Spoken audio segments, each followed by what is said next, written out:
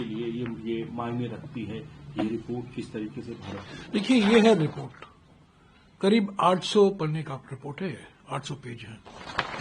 Report to US Congress, यानी कि जो यूएस सेनेट है और हाउस ऑफ रिप्रेजेंटेटिव्स है, संसद है, अमेरिका की जो संसद सभाएं हैं, उनको दिया गया है।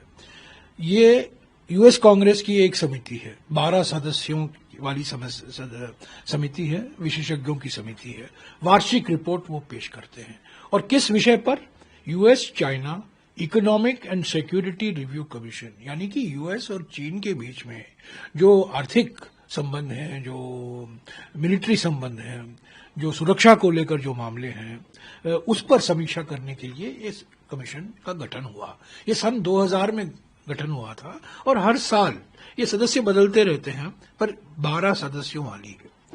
इस 800 पन्ने की रिपोर्ट में पेज 109 और पेज 108 चौंका देने वाली है, गंभीर है और हमारे लिए बहुत नुकसानजनक ये रिपोर्ट है।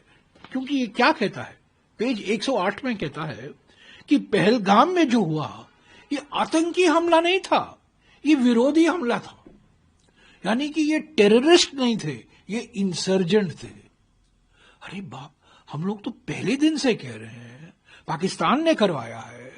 फील्ड मार्शल आसिम मुनीर के बयानों से इसको ऑक्सीजन मिला है।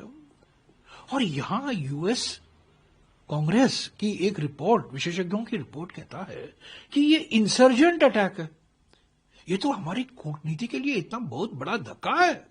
हमारे डेलीगेशन गए थे, सांसदों की डेलीगेशन, उस पर भी कुछ सवाल खड़े होते हैं कि जब ये रिपोर्ट कहता है, टेरर अटैक नहीं कहता, आतंकी हमले नहीं है, पर इंसर्जेंट अटैक। तो दूसरी बात और भी गंभीर, कहता है पाकिस्तान मिलिट्री सक्सेस, यानी कि पेज 109 में, Pakistan military success over India in the 4 day clash, यानी कि ऑपरेशन सिंदूर विफल था।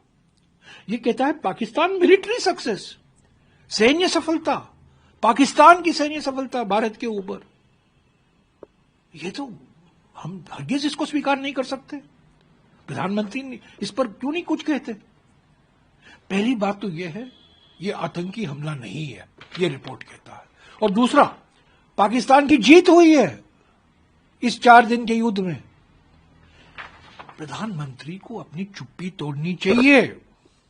इस रिपोर्ट का खंडन हमें करना चाहिए, सरकार को करना चाहिए। हम तो खंडन करते हैं, कांग्रेस पार्टी तो खंडन करती है।